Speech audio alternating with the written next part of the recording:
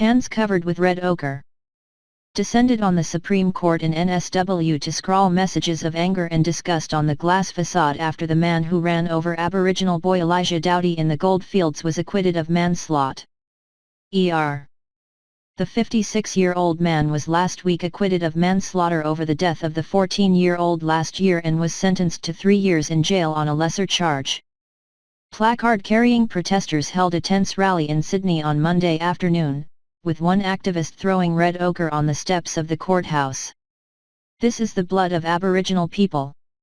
Don't wait for this to be your children's," a protester screamed, as she listed the names of Aboriginal people who had died in custody. "The blood is on the Commonwealth." Dozens of people in the crowd dipped their hands in the red powder and pushed up against the glass facade of the court. They covered the windows in red handprints and scrawled "Murder and Justice for Elijah" in red letters while public order police moved to block the entrance to the building.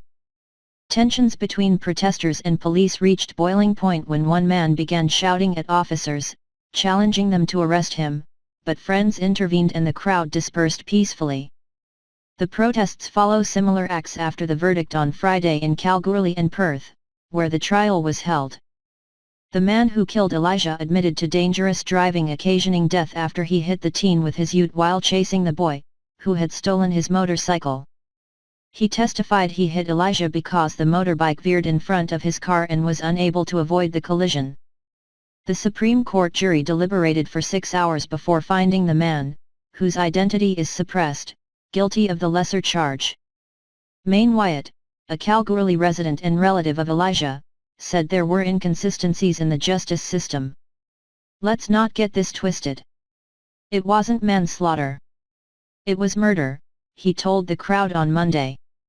"Not manslaughter, not reckless driving.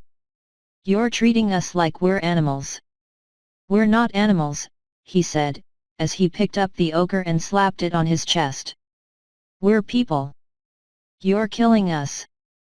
Similar rallies and vigils are being held around the country this week.